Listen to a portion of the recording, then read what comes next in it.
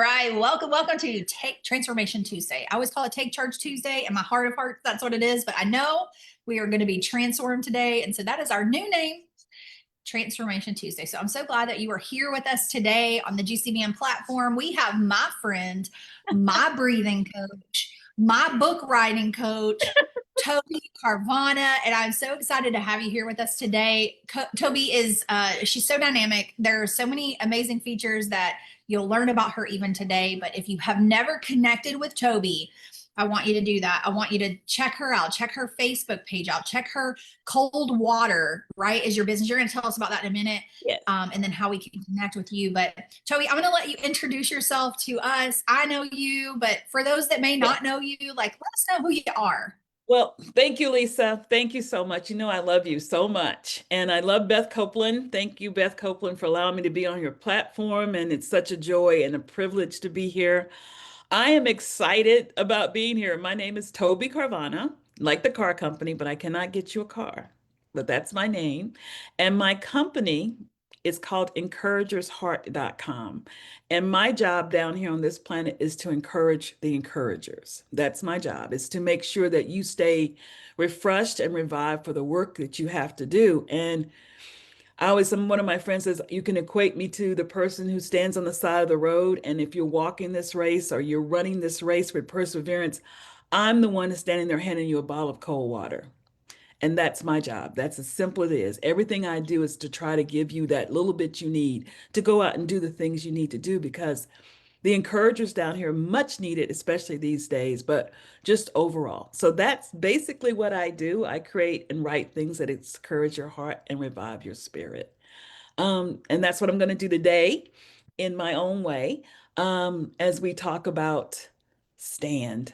So yeah, that's what I'm going to do. And put some questions in there. Like I said, encouragersheart.com. Go ahead and hook up with me there. You can always reach out to me, through my Facebook page, which is Encouragers Hearts also. And you can also reach out to me on Instagram. So just connect. It's like Lisa said, I do a lot of things, but they're all focused on encouraging your heart, because I have a heart for the encourager. So I love that. And that is so true. And some people say that they're like, I encourage, and then they're like, they're not encouraging. Tobi, you're amazing. And I don't think I've ever heard, or maybe I haven't, I just forgot when you mentioned the cold water. You're running a race or you're walking and you're there with the cold water. And I know that that's part of one of your companies. And I yes, heard yes. that before. I always was curious, like, what is cold water? Oh, cold water. So, like most large corporations, me, I have an overarching company, which is called Cold Water 1042. And it's based in Matthew 1042. He said, if you just give a cup of cold water to the little ones in my name, right? So that's what my overarching mission always is to give a cup of cold water. So I pretty much stay in my lane and that's my job. And I just love that. And it makes perfect sense for me. That's why I said, being an encourager to encouragers. That's the difference for me. I mean, we all encourage one another in the Lord. We're supposed to. But my specific job down here, my assignment is to encourage everybody who's out there encouraging people. The people who are always pouring out but never get poured into. And the ones who have a hard time receiving encouragement from others because they're constantly giving it away. So I always tell all the people that associate with me, it's not your job to encourage me. So stop trying. But I'm here for that because, that's what I'm assigned to. So yeah, thank you for asking me that, because that was like one thing he told me, like God told me, like, this is what you do. And I'm like, really? That Cool. is awesome. That is so good. I'm so excited to be here. I have us shared into the groups. I'm pretty sure I need to do, I think maybe the NACWE group, and then that's it. Okay. I think But we I think it's important that people understand the power of encouragement, because a lot of times we see encouragement as being inspiring, which it is. It lifts our spirits, which it does. But I usually, a lot of times, like today, we'll be going to talking about more of that courage part, to put courage in you. Because when you are discouraged, your heart fails within you. You're like, you're not in it. Your heart's not in this thing. Your heart's not in the helping others in this walk with Christ, bringing others to this walk with Christ. It's that courage part that we lack sometimes. And that's the big part of being encouraged in the Lord. We have to remember that the Lord said that for us to be strong and courageous. Mhm. And we know that's a command, but that's also empowerment. When God commands something, especially when he says be something, that means he's also commanding it for your ability to be that. So Mhm. my job is going to remind you. I came to remind you, as the old preachers would say. I love that. And I love too, Toby, especially just with me. I was telling you earlier on the call, if you work with Toby, like Toby is not in your face. She's not like, hey, look, and thumb on you. Like she is encouraging you, but she's also holding you accountable. And so I love that about you. And I know you probably, you're like, stop talking about me. I'm here to encourage. So, but that's okay. And I think that that's important because when you have a coach or you have a person who's here to help you in some kind of way, um, if you're the rebel at heart, we've talked about this before. If you're that rebel at heart, Yeah. you're not going to receive that like in your face kind of talk. You know what I mean? Like, and I have that military background, so I'm like, Yeah. I feel like when somebody tells me to do something, that's the thing I'm not doing. You It's know, not the Lord can tell me, but like the people. If the people are telling me, I'm like, it's that inborn rebel in me, and y'all can pray for me about that. But and maybe you're already going to it's talk about that. But it's so oh, funny where it's but like it's true. have And a way of like encouraging people to like do what they're called to do. Beth does that, and I don't know. I'm just so glad that you're here today. And when I found out that you were, well, I knew you were going to be here, but when I saw your the printout that Rose does, and I was like, yay, I get to be here. Which I would be here anyway, but like I get to be here, so I'm so I'm excited. so glad. I'm so glad. It really is. I tell my the people, like I'm assigned to people. Like certain people I'm assigned to, certain people other people are assigned to. We don't compete in this body. We cooperate with God. We don't compete with people of God, right? So people are assigned to me. I always tell them I have permission to storm your wall. And therefore I shall storm your wall. And you can't do anything about it. But Right. yes, it's hard for us, especially those who are just knee deep in this, to really let our guard down and allow ourselves to be, I always say, raised by God. Allow Him to raise you, allow Him to grow you in grace, allow Him to use others in your life that He's assigned to you to help you grow in grace. We don't have to always think we have all the answers. I don't have all the answers, but Lisa knows things I don't know, and I know things Lisa doesn't know. So we share in this faith. So. That's so good. That's so good.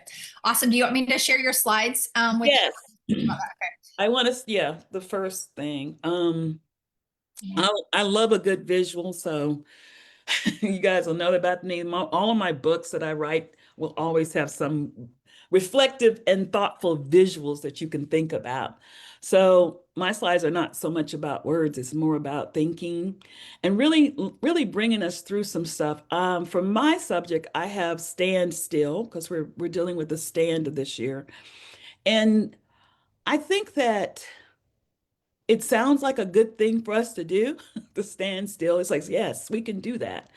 But when it comes to some of life situations, especially, I would just go ahead and say it point blank. These days, it just seems almost impossible not to look anxiously about you. I'm gonna point blank. I got some groceries. I mean, strawberries are $8 a cart. It's hard not to look anxiously about you. And I'm just a human being, and so are you. So this idea of standing still, we're gonna dive into that and we're gonna be honest about it. And we're gonna just think to yourself, be honest with yourself. Okay, this is not a test. This is not trying to get you to a certain point. It's just saying be honest so that you can explore some things that God's talking to your heart. Okay. So this is for GCBN, Transformation Tuesdays. Thank you, Beth Copeland, again for the platform. Um, so I'm going to be dealing with the second part of the STAND acronym, which is Truth Overcomes Temptation. And it sounds like cool too. It's like, I love good words. Words just sound good. It's like, yay. But it's when you dive into actually living those words, walking out those words, it can get a little difficult, but we're gonna walk through it. Okay. Next slide. So the first thing I want you to ask yourself is, where are you standing? You know, sometimes we think we're standing, where are we standing? And most of the time, it's a good place. I always send myself standing on something solid and firm. We say we stand here and we take our stand here and we're standing in a good place. But one of the things I want to point out to you is that as human beings, we have to be careful where we stand. things that look perfectly fine and normal to stand on through our logic, through our thinking, through what we see, may not be. It may not be because it looks good doesn't mean it is good. I want to draw your attention to Psalm 1:1, which is one of my, of course, all of them are favorite, but this is one of my favorites because it's one of my favorites.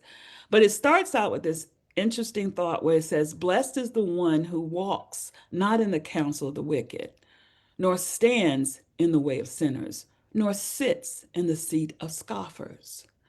So if you just think about that as just you being an average human, it's interesting that the first you start walking through something and then you stand there for a minute and then you sit. So me, I'm thinking, no, nobody really runs over to talk to wicked people. I mean, not really, not most people want to go, oh, what are they doing bad? Let me go over there and see. Normally it happens where you walk past something and then somebody says something that sounds kind of good, sounds like it might be true, sounds pretty okay. So you go walk over there and pretty soon they stop you because you heard something. So then you stand there. And after a while, you're dealing with their thoughts, their logic, what they're saying, and it makes sense to you. So eventually you're sitting there. So when we're talking about where we stand, take check of where you're standing right now. Like take check of it. Like, where am I standing? Does it look like it's like a safe, secure space? Because it makes sense to me, that it made perfect sense to my mind and my thoughts and my processes and how I see things because it looks very real and solid. But as you're doing that, just take check of that. You could end up in places, standing in places, walking by places, and sitting in places where you're not supposed to be, but it looks good. That's what I want to say to you. It looks good. It looks like people may be saying the right things. It looks good. But praise be to God. And this is the beautiful thing that we can all know. All we have to do is ask Holy Spirit, and He'll let us know. He'll let us know. So just take stock of where are you standing, because sometimes the most firm, wonderful thoughts of our human minds are not a good place. All right. So let's go to one. And I noticed it's progressive, right? Like you're just not Yeah, falling in the hole. It's progressive. You're like, it, oh, this little step and that little thing. And then you're sitting and you're talking and oh, okay. Yeah, that's good. Progressive is yeah, right. It is a because this a always remember that scripture is based on it's written so we as humans can understand stuff, right? So this is the process of understanding where are you? Where what exactly? I find myself just be, as this is a transparent thing, sometimes I'll hear something that sounds half good and I agree with it.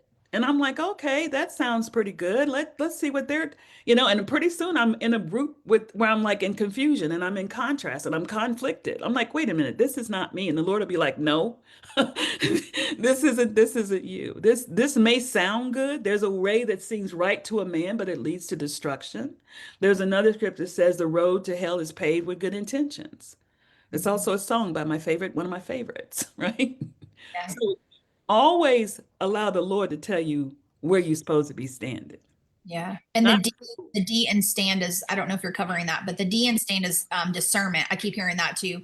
And there you as the days, get more more closer to the Lord's appearing, we got to be discerning. We got to be discerning. And you're right. There are songs that sound great that are probably not ones that we need to be listening to. There are shows that may seem okay, but then, maybe they're not. And so, yeah, yeah, like you're saying, it's that progression. You're walking, then you're standing, and then next you're seated. So yeah, take an inventory on where you're standing. Wow, that's awesome. That's good. Yeah, you got to, because even if you start for a good reason, that doesn't mean it's going to end in a good reason. You got to be willing to understand that. The thing that's always intrigued me about living down here is that nothing really comes at you bad. Not even if you like say quote unquote drinking. It's like, oh, this is nice. I think this is a good idea. I think that's what we should do.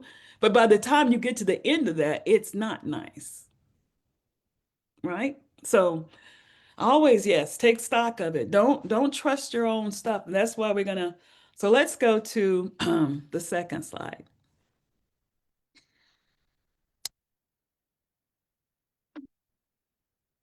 Yeah. Where are you standing? So this one, everybody's familiar with this particular event in the Bible. I'm going to read it, but it does involve one of my favorite people of all time because if anybody on the planet is the most like interesting human, I think it's Peter. I love me some Peter now. So this is where shortly it says, shortly before dawn, Jesus went out to them walking on the lake. And when the disciples saw him walking on the lake, they were terrified. It's a ghost, they said, and cried out in fear. But Jesus immediately said to them, take courage, it is I, don't be afraid. Lord, if it's you, Peter replied, tell me to come to you on the water. Come, he said.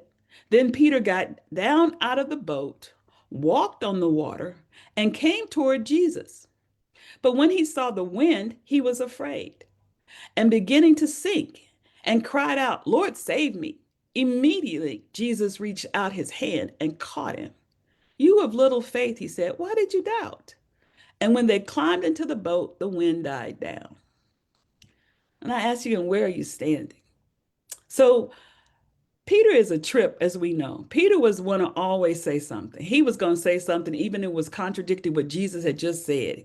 Peter is going to always stand up and stand out no matter what. He was brash, he was impulsive, but he had this need to always like be around Jesus. So a little background on what has happened here. So of course, Jesus had sent them ahead. And then he decided to go to them. And being God himself, creator of heaven and earth, he decided to actually walk across this water. Now, we have to remember something about how far. It was like 2 to 3 miles. So it wasn't him like in some of those pictures floating. He wasn't he was putting foot down on water. And everywhere his foot hit, that water had to stand at attention and say, no, we're not moving because the King of Glory is walking on me. So he defied all the supernatural things. He defied all the experiential things. He defied everything just simply walking across that water. Now, in my godly imagination, there's still footprints there to this day where Jesus walked across the water. And it's such a miraculous moment that it defies even our concept of that because nobody's going to go out there today and go walk on their pool and go, yes, I'm going to walk on this water because we know it is completely not a place that you walk on. We also know this is not a place that you should be standing on either. See? But there is Jesus standing on it. Like I said, where are you standing? Sometimes the places he puts you to stand, it doesn't make a bit of sense. It doesn't fit with all the other groovy things that you know. It doesn't fit with any of it. It defies everything, right? So keep that in mind. This is where are you standing? So now we have my lovely boy, Peter. But even before we get to Peter, remember this is about that truth overcomes temptation. There is the truth himself walking on the water. But the temptation of the people is that truth can be unbelievable. It doesn't make sense. Truth doesn't always make sense. In fact, reality makes more sense than truth to us. Because even the disciples like, is that a ghost? What is that? That can't be possible. Truth doesn't always look possible. It doesn't always look like it's something that's realer to us. Not like that wonderful path before, like this is solid, I've got it, it's good. Just keep that in mind. It doesn't look realer. Temptation often looks realer than truth. I'll put that way in my what would I say? Non beautiful English language way. Okay. That we have to think about that. And then here's something that Peter does. Peter asked Jesus to come. All right. This was his idea. This was Peter's idea. I want to come out there. And Peter and Jesus like, sure, come on. So this was his idea. The other thing I want to emphasize to you is this. Peter actually walked on water. Peter stepped out the boat, and when his little foot hit the water didn't move. It was solid, like ground, like dirt. Maybe a little bit like sand, because that's hard to walk on. I think it's extremely hard to walk on sand. It's probably extremely hard to walk on water. Maybe we'll find out one day, guys. But it was probably like, wow, I actually going to step out and my foot is not going to slip beneath this wave. And that moment in time is one of the most beautiful moments you could ever imagine, I'm sure. That he stepped out and it worked. And then he stepped out again and it worked. And he did that for at least enough time, I think, enough walking that by the time that things overtook him, he had to be farther enough from the boat that those people couldn't help him.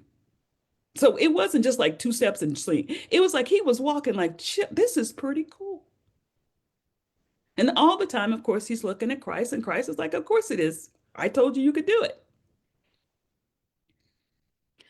And then he looks around and he sees the waves, and we know this, and he gets disturbed by that. And then he starts to sink. But then Jesus, he asks the Lord to help him, and the Lord waits 85 years. No, it's immediate. Immediately he helps them. Because remember, he immediately answered them when they were scared before. He didn't like wait and say, okay, you got to figure this out, guys. Am I a ghost? I'm not a ghost. He's like, immediately he answered them. Like, yeah, it's me. When Peter said, oh, help me, he immediately helped him. Okay. And then he, said, you got to, you have a little faith. Why did you doubt? I was right there. That's Toby's adding. It's not in scripture. There's a couple other things I want to point out here before we talk about your application to this. One, he was walking on the water for a minute, maybe even more. And in my human thinking, if I was doing it, I'm like, wow, I'm doing something amazing and miraculous, and I'm walking on the water, and there's Jesus walking on the water, and we're walking on the water together. But I don't know what I expected once I started walking on the water. Did I expect the water to stop being water? Did I expect the storm to die down, the sea to not to be rough, that some kind of way it wasn't going to be hard, that walking on water was going to be some kind of like easy thing to do because I was doing something that was miraculous and I was doing something that was in faith, that some kind of way the environment around me was going to instantly change and it was going to be not the same environment I was in before, because the same water that Peter stepped out on is the same water he walked on, was the same day he was walking through it, and nothing about that water changed at all.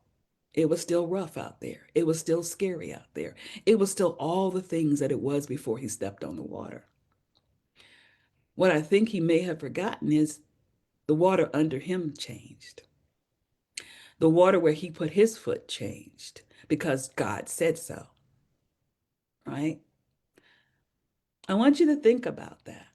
Sometimes we have things that you've asked God for actually, because it's in your heart. He puts that in your heart. Like I say, God, can I start this company and like encourage his heart? You really think that I can like go to conference? You really think I can do this? He goes like, yeah, come on. Come on out here. You can do it. And I start walking in faith. And then I get into this moment where I go, wait a minute, Lord, look at it. Look at what's happening. That's why I woke up today. Like, Lord, look at what's happening. I mean, I know I'm supposed to like, continue doing, but look at what's happening. Do you see what's happening? And he's like, it's the same thing was happening when you first came out the boat and walked on the water. It's not changed. But I'm changing you. And I'm changing the water under your foot. But I still get overwhelmed. I go, okay, fine. I can't take this.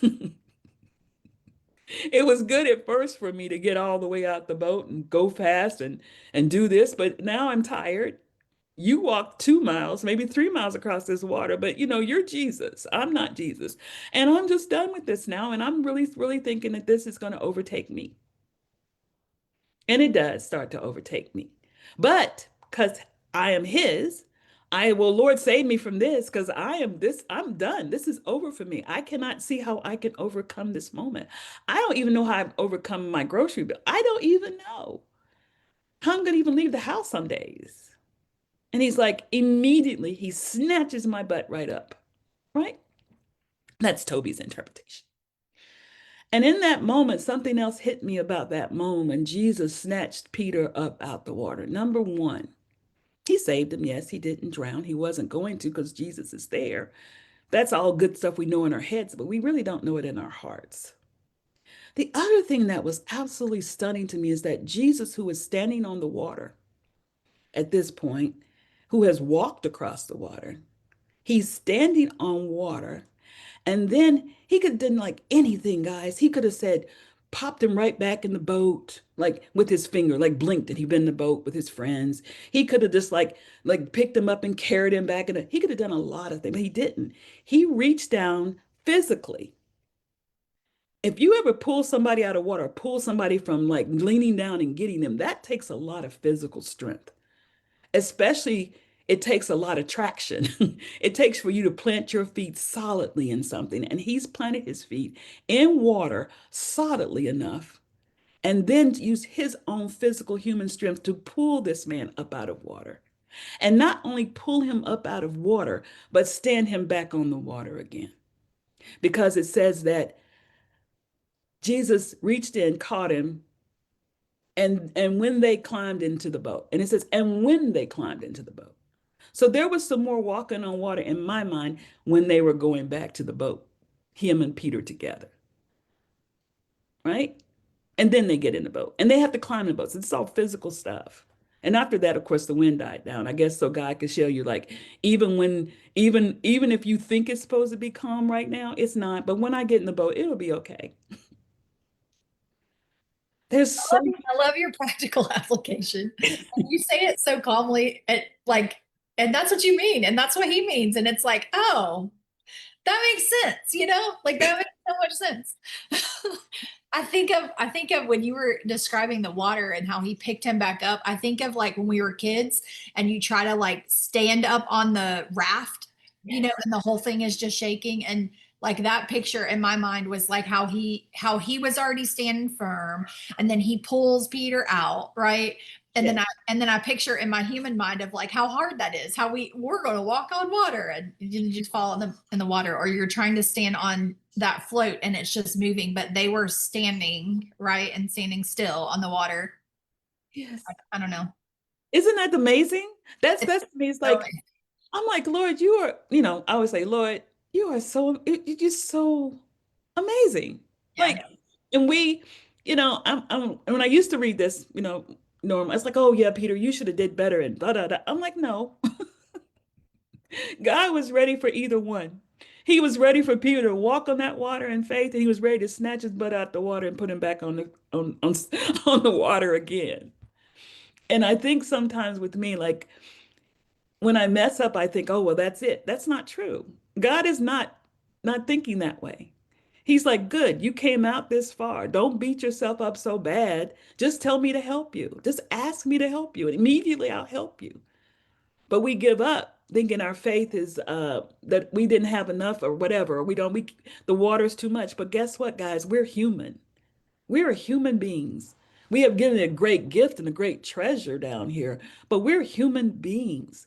He is God and we are not, and we have to learn how to depend on him for everything, including one of my favorite prayers in scripture. Help my unbelief in this moment, Lord. I need you to help my unbelief, because what I see is a bunch of waves. And what I see is a mess. What I see is no way out of this. What I see is I can't make this happen. What I see, I know you told me to start this business, and I know you told me that I should be doing these things, but I don't see any sales. All I see is the same mess I saw when I started the business. I don't have any customers. I see the same stuff I saw when I started this business. I don't see myself making any impact whatsoever with this. I don't see myself finishing what I was supposed to start with writing. Like, I don't see myself doing this. There's too much going on. And he's like, to me, it's the same stuff that was going on when you started, when you asked me to come out the boat. I'm like, okay, so just because you sink a little bit, don't say, ask him. Immediately, he's going to help you get back on that water. He's going to help you get back on your faith walk. He's going to help you do what he asked you to do and what you asked him to ask you to do. Yeah, that's so good. The immediate, like when you were reading that caught out to me. Like I know that I've read this before, but he did it twice immediate. He didn't wait. He didn't consult his calendar. He didn't call a friend. He just immediately like swooped him up. He immediately told him, talk to them. He immediately, And that's the God that we serve. That's Jesus, is that he doesn't wait. And I think sometimes when we are in ourself, or we're thinking of the waves or the life and the things, and the, oh, this hurts, I don't want to break free from that and help these other people because this hurts, right? And I, you know, my story. And so when we're walking through that, God is omniscient, omnipotent, omnipresent. And we forget that because those are big words and it doesn't make sense. And how can somebody be somewhere and be all powerful and know everything and be immutable, never changing? That's God, though. That's God. And one of the things that you said, I can't remember exactly how you said it, was your first point that you said, that how we can trust him. And I wanted to ask you, like, how can we trust him more? And I think, I mean, just knowing you and knowing what you would say, it would be, you have to spend more time with him. You have to trust what he's telling you. You have to read, and you have to say, okay, here's the story about Peter. This wasn't just a story that he slapped in the Bible, right? That God just slapped in there and said, okay, we're just going to have some water waves. And, you know, they went swimming a little bit. No, it's like a purposeful point and a teaching lesson, and how we can look at it and pull out the things and apply it to our lives, even to today. And you're right, and your transparency, I appreciate that, because a lot of us, I think, in business, if we're honest, right, some of us aren't honest about it, but if we're honest, we could say, like, you know, I'm not where I want to be, or things aren't like stacking up how I thought they would. But those are all our thoughts. And I think back to how Fern said at GGG, she said he allowed this. Isn't that what she said? Yes. These things happened, but God allowed that to happen. And what is he doing through that? And I think that when we stop and put our hands up and say, no, you can't use this, that's when it can't be used. But when we toss our hands up and said, you allowed this, you're teaching me, you're growing me, help me to learn what that is so that I can encourage others, right? Yeah. That's where it's at. And yes, the windfall's coming, but in that moment of waiting for that windfall, like, we still have to be obedient to him. We still have to stand on him. We still have to call out to him. And I think that, I don't know where all that is going, other than the fact to say that, like, we have a God who cares, a God who doesn't change, a God who's always with us, a God who's all powerful. And we need to tap into his resource, because he's waiting. He's waiting for us to just be like, hey, I need you, help me. But we don't, because we're stubborn and we're rebels. Because okay, two things. One, God is extremely and precisely detailed in everything he does. Okay. He is I would say he's preemptive in his creativity. We're responsive in ours, right? We respond to things, but he creates things out of his own thoughts of how things are. For instance, if you even think about the fact that Jesus decided to walk, okay, this is big to me. He decided to walk. He could have flew. He could have been popped in he could have done anything you want, but he decided to actually walk 2 miles, right? 2 miles, physically walk, to be at that particular point at that particular time with those particular people. When we think about God's work in our lives, we have to understand that everything is precisely done for us. It's done for us, right? He actually creates things for us because he wants us to grow in grace. He wants us to grow. He wants us to know. He wants us to develop more faith. He wants us to learn more things about him. He wants us to have that opportunity, just like we want it for our children, right? We have a way of being good parents to our children. And one thing I always tell people, you're not a better parent to your child than God is a parent to you. It was necessary for Peter to go through this thing so he could learn some wonderful things. But even more, the people in the boat, think about what they learned. They learned some big old things, right? And I think we resist God teaching us in our lives. We resist it because we want to know everything. Like, and this is me, I'm being transparent, guys. But we want to know everything. We want to think we already know. Well, I already learned that. I already know that. I'm good now. Thanks. I got it. But he wants to teach us, and he's going to teach us. And when we start receiving that teaching, receiving what he has to say, looking at what he's saying to us, it's not a test in that way that, well, I hope you did your homework last night because you're going to be tested. It's not like that. He wants us to learn and grow because he loves us. He wants to see us develop. We like our children to learn and grow and develop and become different and better and better. I would say better. And to see them come into their own and to see their eyes light up when they learn something that you already know 1,000 times, you know. We like that. So how much more does the Father? And I think we're stubborn because we really think expects us to be grown children, and he doesn't. And to be perfect. And He we're not. never said we're going to be, God never wanted to, otherwise, what purpose would there be for God? Right. You know, He's perfecting our faith. he is Right. That's what perfect. he's doing. He is the perfecter. We are not. See, I That's think a right. lot of times for me, and this is, Lisa, keep me honest. I think that Genesis 3 thing has permeated our lives so hard that we don't even know sometimes. It's the idea that we're going to be God. We translate it into we're going to control the world. You know, we really think that we have to some way march up to the Lord and give him, like, okay, we did all the things. And he's like, Yeah. Yeah. He's still going. and keep going. Guess what? I have, and this has helped me. Like, I realize that I will always be a child. He will always be father. And I'm never going to be grown up to leave the house. I'm just not. That doesn't that doesn't mean he doesn't correct us. He doesn't mean he doesn't grow. It doesn't mean any of those things. It simply means that he expects me to be growing like Peter. He's like, sure, Peter, come on. Yeah. I know Yeah. you. And I think of too how you're saying that the always growing. It reminds me of the passage where it talks about the pruning, right? The pruning of the branches. Yes, yes. It's not always comfortable, or Oh, um, and every season has its own different kind of pruning, situation or whatever. But I love that he is who he says he is, and we can call on him no matter what, right? And he's going to answer. what? And just like Peter, like he literally pulled, well, they were scared at first, Yes. and he immediately said, take courage, it's okay, be courageous. Then, Peter, I love Peter too. He's like so bold and crazy. You're like, what are you doing? He's always like out of order. He's like, Jesus, that's not true. And he's probably like, he probably thought about that thing before he said it 700 times, and then he still said it. But I but don't Jesus, know about the rest of them, but I'm coming. But I think that humanness is what we try to not to have sometimes with God.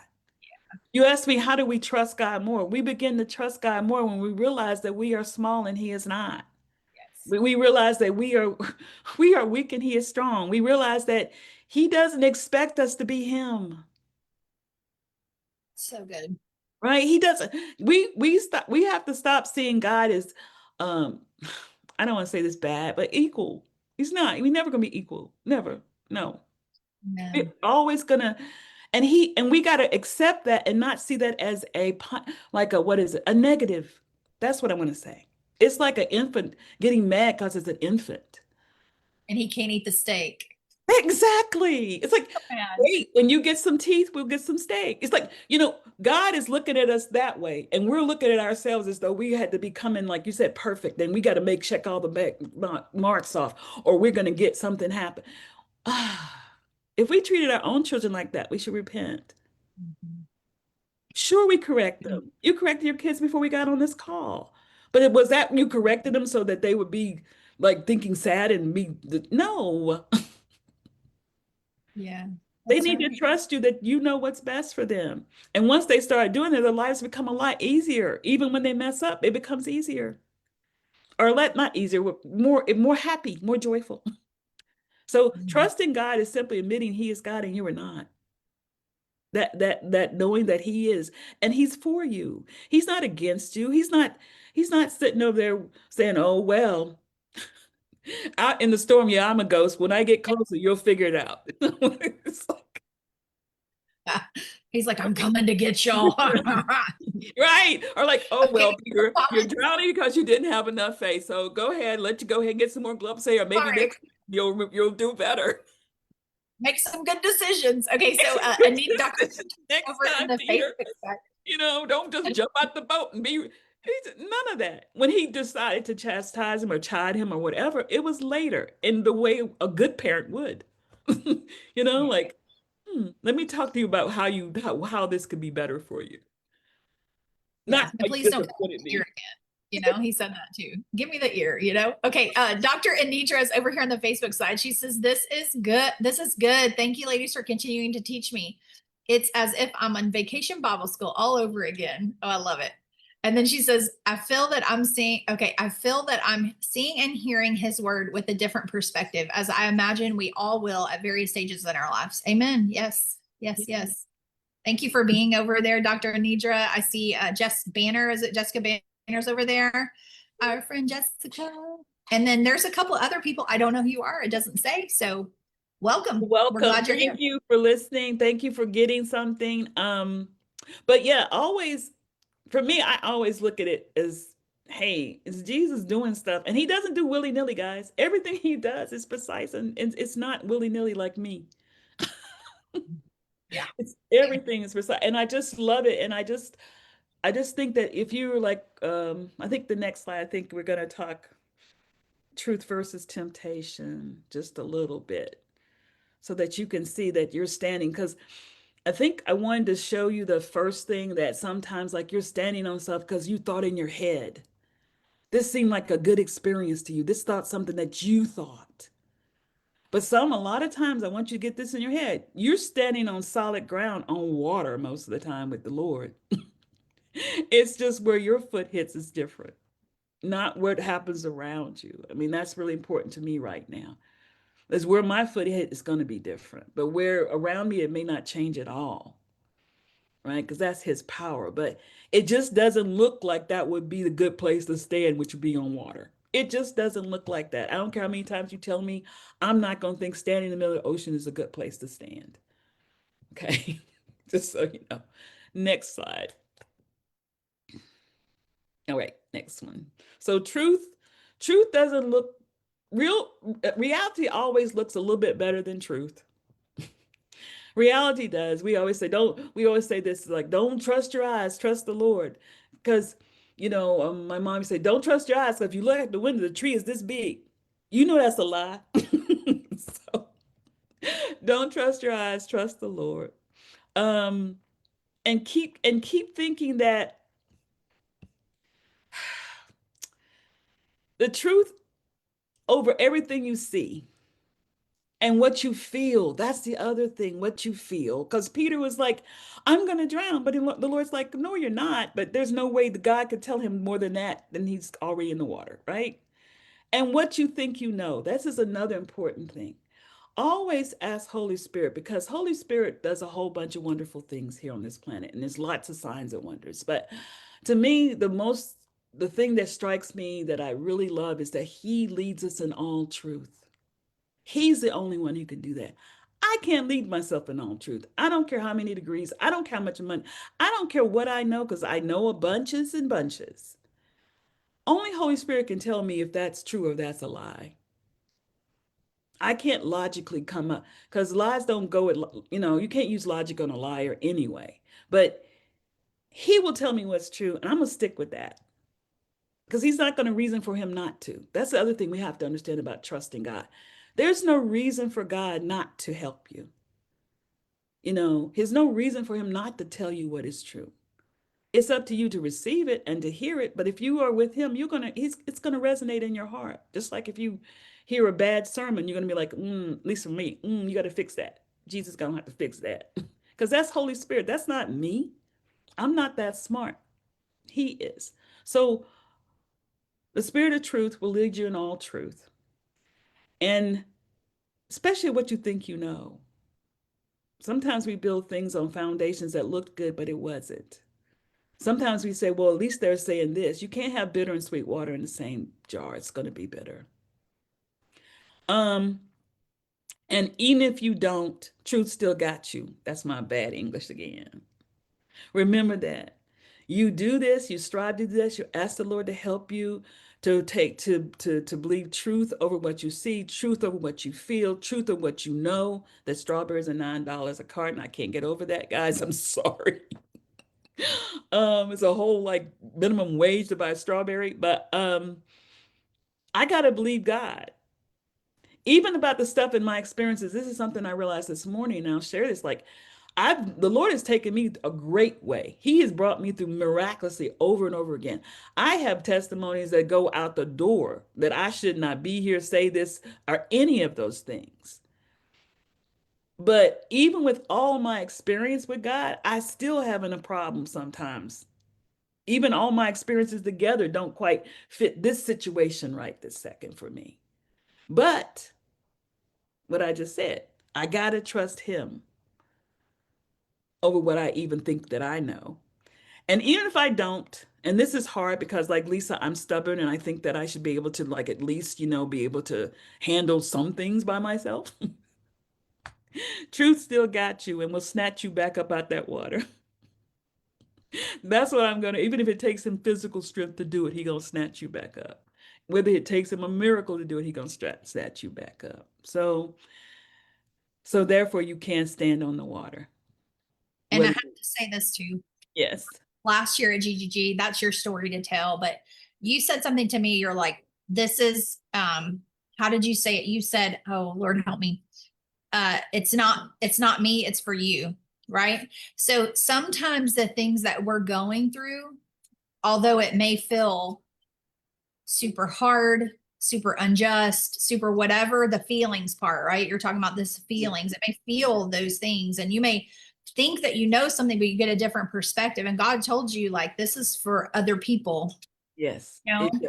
Because we are allowed to feel. Yeah. I'm allowed to feel. This morning I was like, Lord, this is not working for me today. I can't, it's just not working. I don't like this news. I don't like what's happening. It's not working for me and I don't like it. I'm good with feelings. It's when you let feelings run you instead of truth runs you.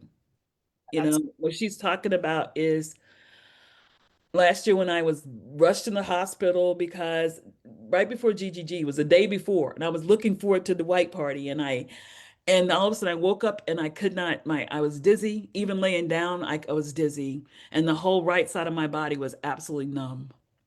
And so my daughter got me to the hospital, and the minute I got to Emory, they put me on what is stroke alert. And I was put on like 8 doctors came out in the lobby, and I was on that little trolley thing, and they rolled me back. And for 24 hours, they did every possible test known to man. They did the inside, the outside, the blood, everything. And it came out that basically I did not. I had all the symptoms of a stroke, all of the symptoms, but I didn't have a stroke. I didn't have any damage from a stroke. But 2 things that I learned, one was that I, deep down inside of my heart, had a very fear that I had like too much death attached to my life from so much grieving that I feel that I thought that one minute I was just going to die. That something, any ache or pain in my body became a reason for me to think I was going to die. It was just so ingrained, but God just wanted me to be free from that. So now I'm completely free. Thank God. I don't even think that way anymore. And to know that the other thing is the next day when I finally woke up and they released me, I went to GGG because I was on the panel that year and I just wanted them to know that the people that were praying for me, that the Lord hears your prayers. Because it took me everything to text my group and say, pray for me. That was a pride thing. Again, Lisa, stubborn. Like, why should they know? What are they going to think? But I did. I text and I said, please pray for me. So I had to come and let the people know. Even if you raised your hand, even if you thought about me, God heard your prayer. And that's why I'm here. We have to confirm that. Is that what you're saying? Yeah, absolutely. And I think too, like, even though you weren't there, especially Friday night, uh, I don't know, as you were talking, I was sitting there thinking it's interesting how God, well, I don't know, maybe I should tell you this offline, but your name kept coming up this year, right? But your name was coming up just as much last year. Really? Yes. But you were there this year to experience that in the present, you know what I mean? Because you were in the hospital that first night. Yeah, I was in And I don't think it was because you were in the hospital like Toby. It was just that like because of the impact that you have given to people, right? Because you love them and you encourage them, me, all the people.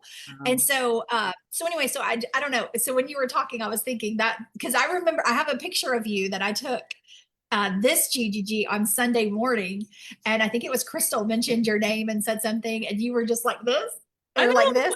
It was all, I it was, was nonstop, guys. I even told Beth, I was like, Beth, what is this? She says, I was about to say, if I heard your name 2 times, I hit it 400. I was like, and yes, that's not yes. me. If anybody knows me, that's just not Yeah, me. just your picture alone, you're just like, oh, come on. But I think it's Uh, awesome because, like, yeah. that's how God sees you too, and how we see you. And so, even though in the midst of the water and the shaky and the things and the strawberries, whatever that is, like, God loves you and He cares for you.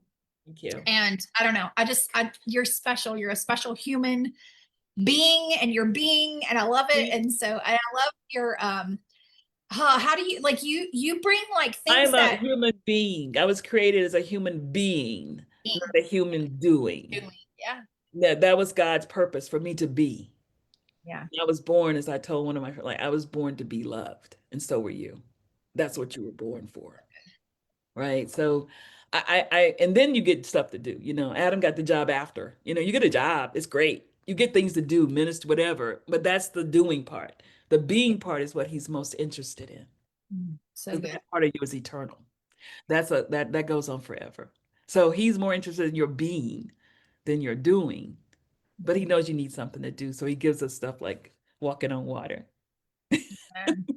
But Amen. I want to say thank you for that. But I want you guys to hear that, because everything that applies to me applies to you.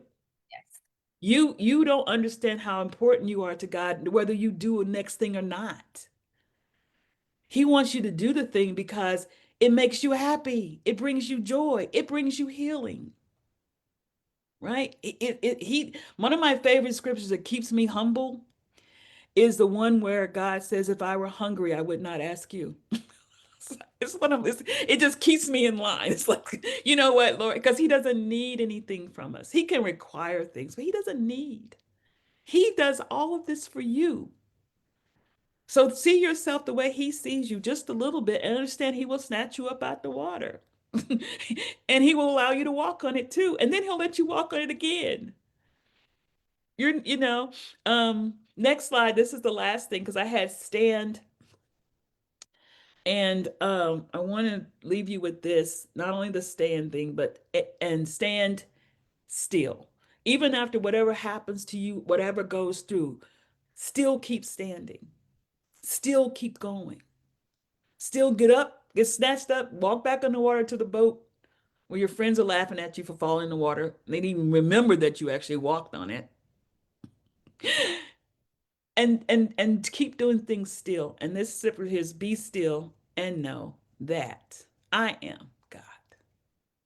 And I love, because I love my punctuation here, but be still doesn't mean to be like place it. It just means like a good, steady, resting breath of stillness.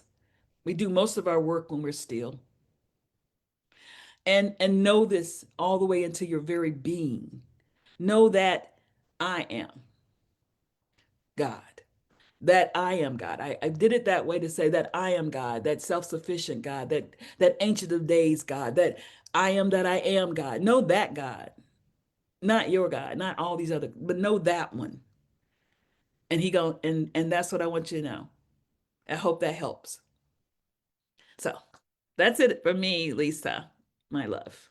So much in that. I will have to go back and re-listen. I'm so thankful. And Dr. Nidra said I so needed to hear and be a witness to this. So Dr. Nidra, we're so glad you're here. Thank Jessica, you. Banner, we're so glad you're here. And I'm going to finish up with some announcements, but I love you, Tobi. Thank you I so much love you for too.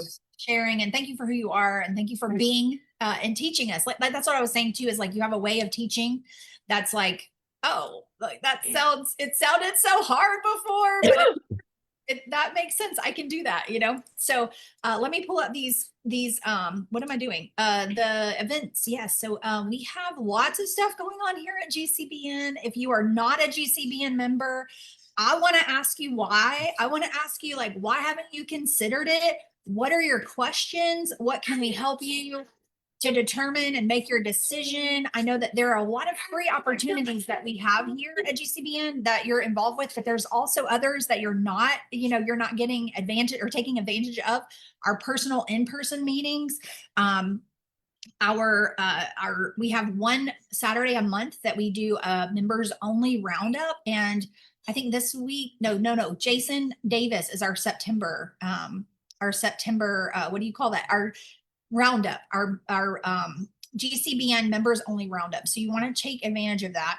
I will say that if you did not catch the noon nugget on Friday, Jerome Wilson was on the call and he had me walking around this house. So you definitely want to go listen to it. It's here in the Facebook group. Tomorrow we have Wellness Wednesday. We'll have Pamela Bridgman Bartell. We'll have Jessica Banner. Who knows if Miss Beth will pop in, hopefully she will rest. So y'all pray for her to rest and not work and to take off. But if she's there, that's great too. And then we also have Christine Oswald, who's on the panel, but she's taking a little bit of a furlough. And so y'all pray for her. But this month we are talking about there is nothing new under the sun. You know, God has created all the things and it is not new. And there's no original idea, but you can make it your own. But it originated somewhere from the creators. So there's nothing new under the sun. And then it looks like the 10th is going to be wealth, work, and contentment. They're going to be talking out of Ecclesiastes 4-6. So you want to check that out tomorrow at noon. We can be here in the Facebook group. We share it here. But if you want a more personal touch, you want to be in the room, go over to the Zoom, and that information is actually in our Facebook group as well. It's on our Facebook or our website. That's the word I'm looking for, www.gcbnetwork.com. I also want to share with you, we have 3 events that I want you to block off on your calendar. I'm going to see if I can find them. Yes, thank you, Jesus. Okay. The first one is October 3rd and 4th. This event usually is a 1 day, 1 Saturday. It's going from a 1 Saturday to a Friday night and a Saturday. That's our Men of GCBN. They're going to completely take over the platform. It's going to be an in-person event. So you'll be able to come in person. And we have amazing men in our GCBN community. Jerome Wilson was the Friday call that we had that I just mentioned. There are so many others. Morel Anderson, he was my co-chair in Middle Georgia. Amazing man. He's a tax guy. I call him Morelisms. He has these phrases that he says, I can't wait for him to put them in a book. Such a wealth of knowledge. He's a military U.S. Air Force veteran.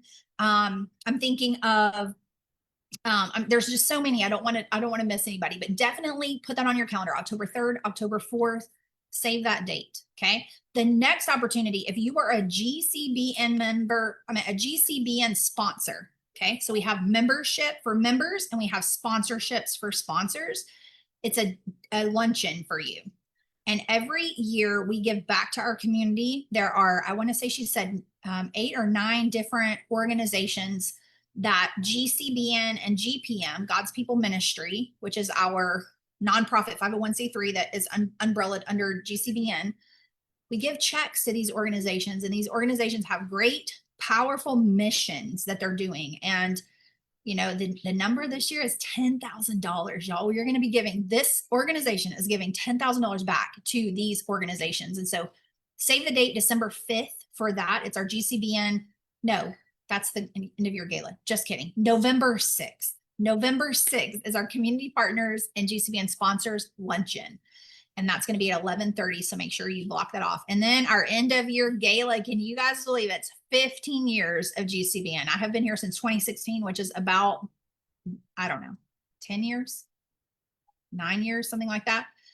But we're 15 years old and it's so exciting. So the end of your gala is just such a great time. You get to come, you get to dress up in your fancy gear and you get to, you know, connect. And there's always an amazing, powerful presenter. And then of course we have like our spotlight for our membership spotlight and our sponsor spotlight, and we have just people in the community come. Like, it's just a great opportunity, and we're excited to share some details about that. Not right now, but we'll share it soon. So save that date, October 3rd and 4th for the Men of GCBN, November 6th for the Community Partners Day, and the gala is going to be December 5th.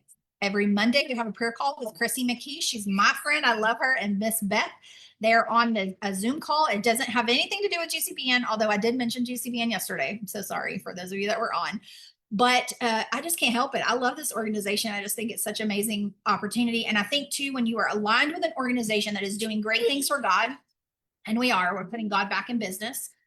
And some people don't have a business. I understand that. Maybe you're in this group and you're like, y'all keep talking about business and I don't even have a business. Just wait.